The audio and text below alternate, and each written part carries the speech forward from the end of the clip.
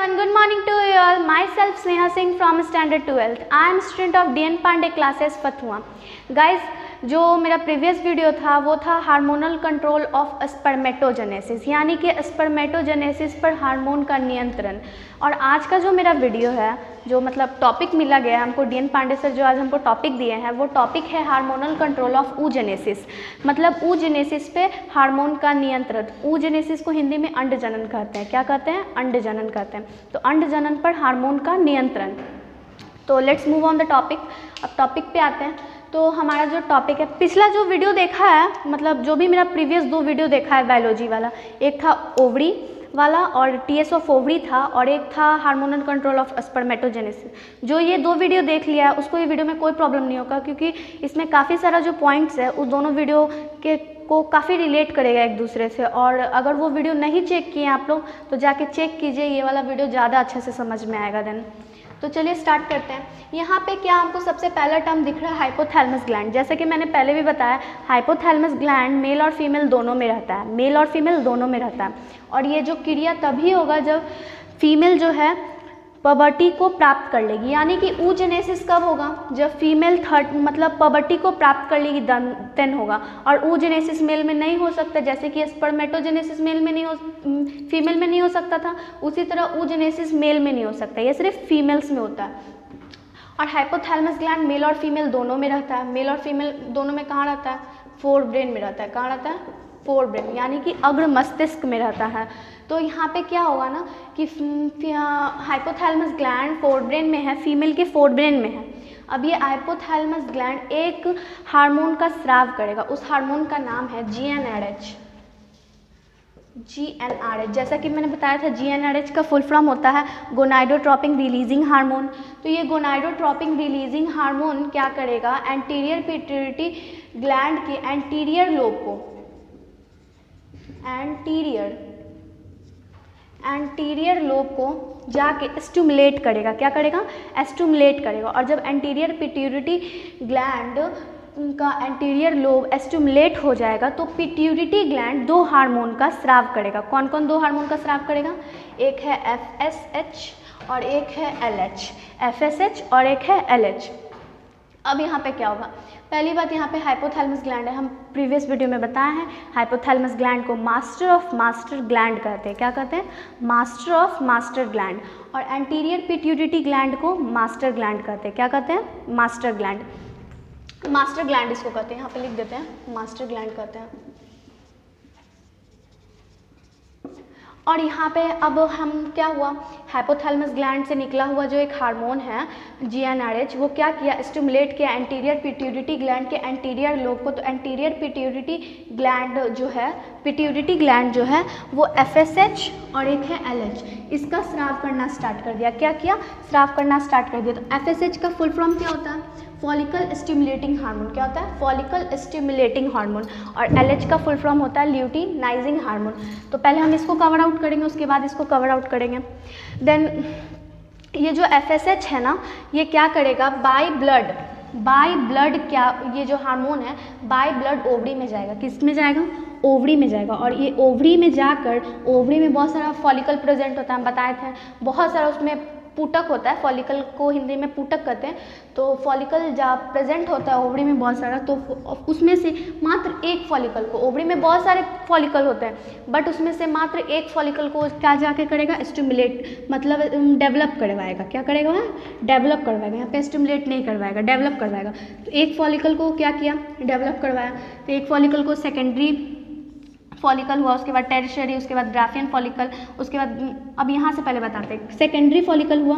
Secondary follicle जैसे ही होता है, इसमें क्या होता है ना कि एक ग्रानुलोसा सेल होता है, ग्रेनुलोसा सेल होता है, ये भी इसमें आ जाता है। जैसे ही फॉलिकल, प्राइमरी फॉलिकल, 1 फॉलिकल है, जो एक फॉलिकल जो हम लिए थे जिसको डेवलप करवा रहे हैं, उसको पहले प्राइमरी फॉलिकल कहते हैं। बताया गया था ना ओवरी वाले वीडियो में, इसको प्राइमरी फॉलिकल कहते हैं। और प्राइमरी फॉलिकल किस में बदला? सेकेंडरी फॉलिकल में। सेकेंडरी फॉलिकल बनता टेरिटरी फॉलिकल में, टेरिटरी फॉलिकल बदला ग्राफियन फॉलिकल में। अब जब सेकेंडरी फॉलिकल में आएगा तो इस सेकेंडरी फॉलिकल में आने पे सेल के, फॉलिकल के बाहर एक ग्रानुलोसा सेल आ जाएगा, क्या आ जाएगा, ग्रेनुलोसा सेल आ जाएगा। अब यही फिर टर्सरी बन जाएगा, उसके बाद ग्राफियन फॉलिकल। तो ग्राफियन फॉलिकल जो ग्रेनुलोसा सेल है, जब ये ग्राफियन फॉलिकल मैच्योर हो जाएगा तो ये ग्रेनुलोसा सेल में से एक एस्ट्रोजन हार्मोन का जो स्राव है ना वो स्टार्ट हो जाएगा। क्या होगा, एस्ट्रोजन हार्मोन का स्राव होने लगेगा। और ये एस्ट्रोजन और दोनों मीनिंग एक ही हैं, इसको दो तरीके से लिखते हैं। अब फिर क्या है, यहाँ पे तो एस्ट्रोजन हार्मोन का स्राव होना स्टार्ट हो गया, तो बस इसमें FSH क्या करता है, बस इतना ही काम करता है। यहाँ पे इस FSH को कहते हैं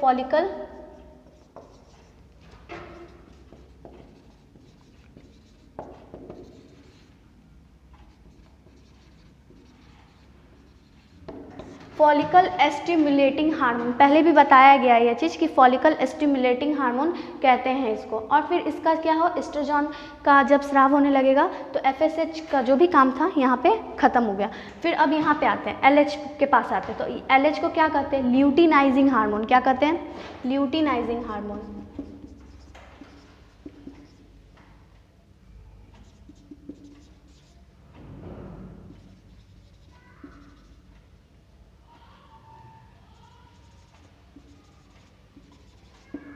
क्या कहते हैं इसको, ल्यूटिनाइजिंग हार्मोन कहते हैं। और फिर ये ल्यूटिनाइजिंग हार्मोन है, उसके बाद एक दिख रहा है हमको LH सर्ज दिख रहा है। यहाँ पे क्या दिख रहा है, LH सर्ज। यहाँ पे अब हमको ल्यूटिनाइजिंग हार्मोन के जस्ट नीचे क्या दिख रहा है, LH सर्ज दिख रहा है।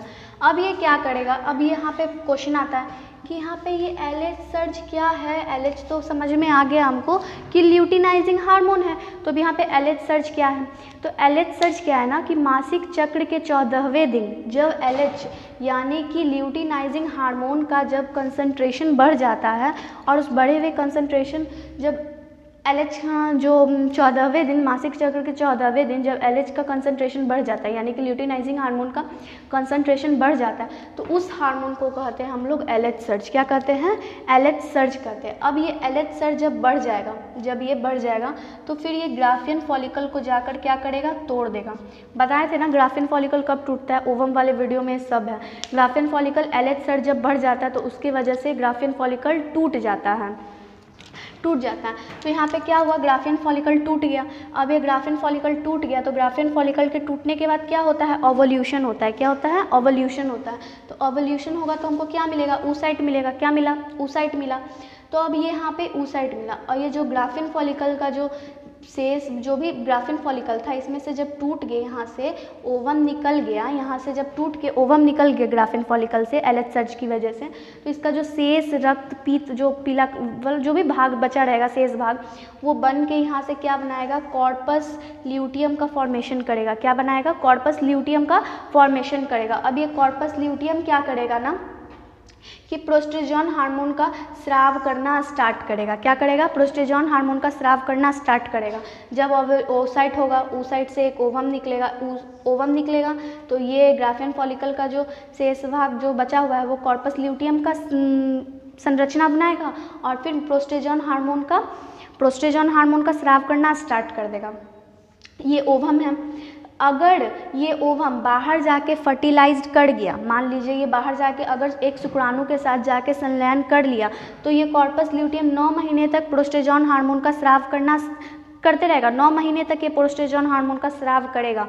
और अगर नहीं किया तब, तो अगर ये बाहर गया और इसका शुक्राणु के साथ संलयन नहीं हुआ, तो क्या होगा ना कि ये कॉर्पस ल्यूटियम जो है डीजनरेट होके कॉर्पस एल्बिकेंस में बदल जाएगा। क्या होगा, कॉर्पस एल्बिकेंस में बदल जाएगा। कॉर्पस ल्यूटियम क्या होगा, कॉर्पस एल्बिकेंस में बदल जाएगा डीजनरेट होके।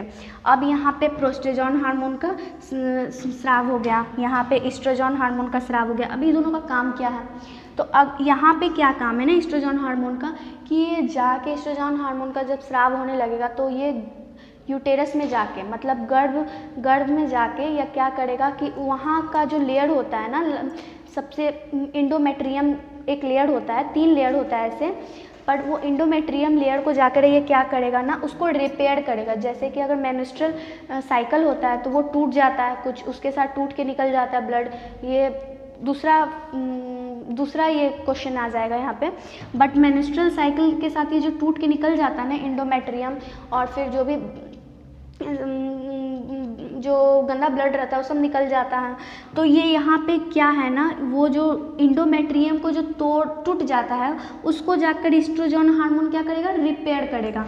और यहाँ पे अभी प्रोस्ट्रोजन हार्मोन क्या करेगा भाई, तो ये जाके गर्भाशय का वो जो लेयर होता है ना उसको मोटा बनाएगा। क्या बनाएगा, उसके भित्ति को और मोटा बनाएगा कि वहाँ पे एम्ब्रियो भ्रूण डेवलप कर सके, अच्छे से वहाँ पे भ्रूण जाके डेवलप कर सके। तो यहीं पे ये जो oogenesis का क्रिया था ये बस इसमें इतना ही होता है। अब चलो फिर से एक बार रिकैप मारते हैं इसको। अब इसमें देखो रिकैप में क्या होता है, अब ऐसे निगेटिव और इसमें पॉजिटिव फीडबैक होता है। जैसे कि स्पर्मेटोजेनेसिस में क्या था, negative feedback and positive feedback था ना। अब ये यहाँ पे क्या किया कि अब हमको रिकैप करना है यहाँ पे फिर से अब रिकैप करते हैं इस टॉपिक को। टॉपिक का हमारा नाम क्या था, हार्मोनल कंट्रोल ऑफ oogenesis। फिर से एक बार ले रहे हैं, हार्मोनल कंट्रोल ऑफ oogenesis।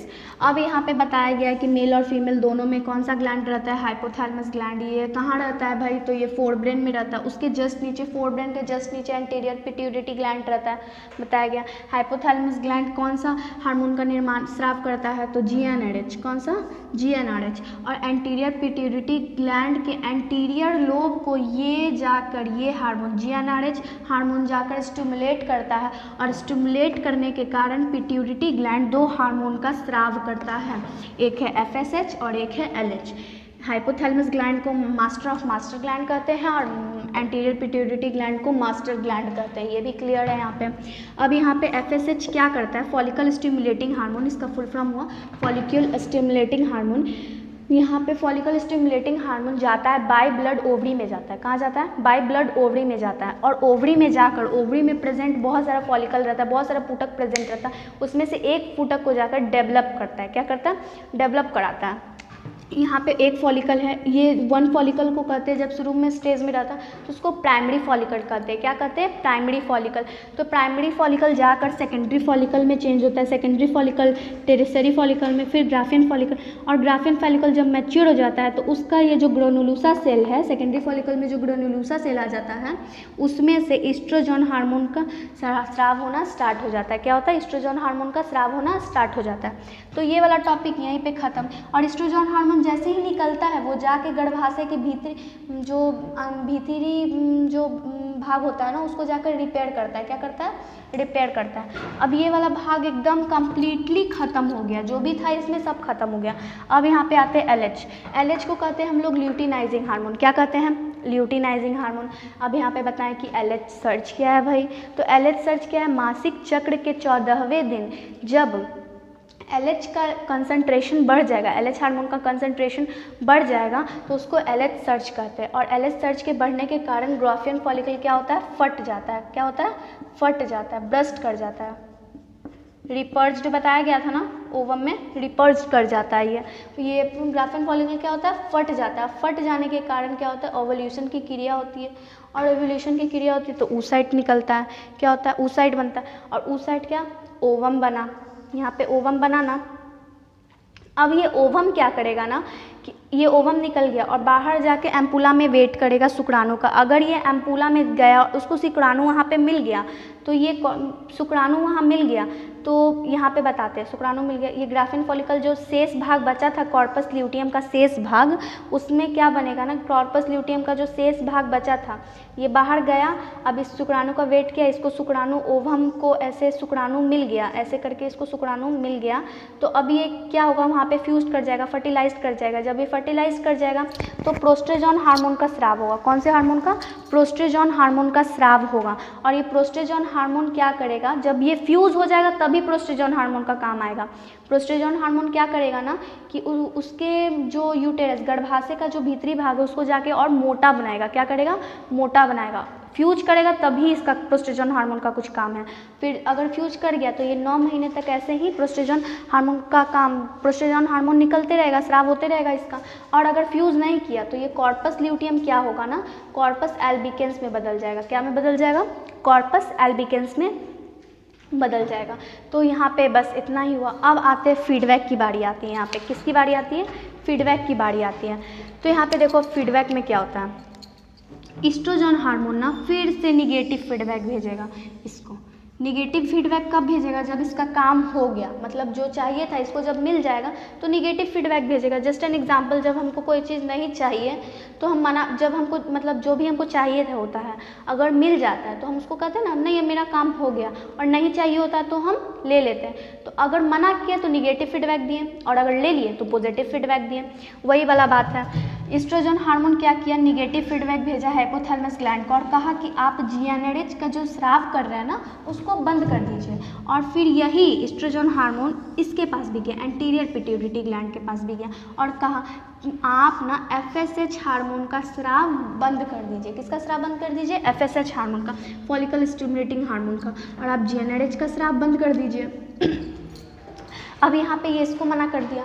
ये जो एस्ट्रोजन हार्मोन है इसको भेजेगा तो ये सिर्फ इसका स्राव बंद करेगा।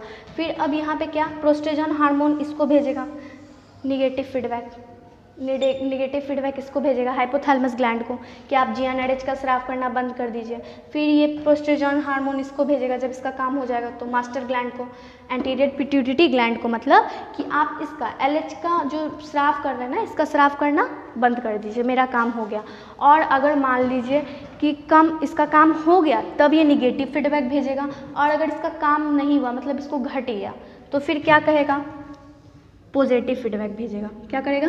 पॉजिटिव फीडबैक भेजेगा। दोनों के पास क्या किया? पॉजिटिव फीडबैक भेजेगा। उसी तरह ये भी इसी तरह पॉजिटिव फीडबैक दोनों के पास भेजेगा। ये भी इसी तरह जब इसको अगर चाहिए होगा तो ये क्या करेगा? पॉजिटिव फीडबैक भेजेगा। दोनों को भेजेगा पॉजिटिव फीडबैक। तो इसी के साथ जो आज का हमारा जो टॉपिक था हार्मोनल कंट्रोल ऑफ oogenesis खत्म हो गया। हार्मोनल कंट्रोलर ऑफ oogenesis का जो टॉपिक था हमारा आज का वो ख़त्म हो गया। और इस टॉपिक में बस इतना ही है और ज़्यादा कुछ तो है नहीं। और अगर ये टॉपिक नहीं समझ में आया, कुछ टर्म्स ऐसा होगा जो नहीं समझ में आएगा, और इसको समझने के लिए आपको प्रीवियस 2 वीडियोस चेक करने पड़ेंगे, क्योंकि अगर वो दोनों वीडियोस अगर चेक करोगे देन ये वाला टॉपिक एकदम क्लियर हो जाएगा। बहुत ईजीएस्ट टॉपिक है। और बस इतना ही आज के लिए। Thank you so much. That's all about this. अगर वीडियो पसंद आती है तो डोंट प्रेशर, फोर्स नहीं किया जा रहा है यहाँ पे, बस रिक्वेस्ट किया जा रहा है, एक हम्बल रिक्वेस्ट कि अगर आपको वीडियोस पसंद आती है तो इस पे जाकर इसको लाइक कीजिए, शेयर कीजिए, कमेंट्स कीजिए, जो भी आपको अच्छा लगा। और अगर कुछ गलती है इसमें तो हमको उससे भी रियलाइज़ करवाइए कि यहाँ पे क्या है, और अगर गलती है तो एज ए स्टूडेंट हमको क्या कर सकते हैं? फॉरगिव कीजिए, माफ़ कीजिए, क्योंकि I am a student not a teacher. हम मतलब अब DN पांडे सर तो हो नहीं रहे कि एकदम वेल तरह से हर एक चीज़ बता दे आपको, इसमें कोई गलती मिस्टेक नहीं हो, ऐसा नहीं हो सकता हमसे।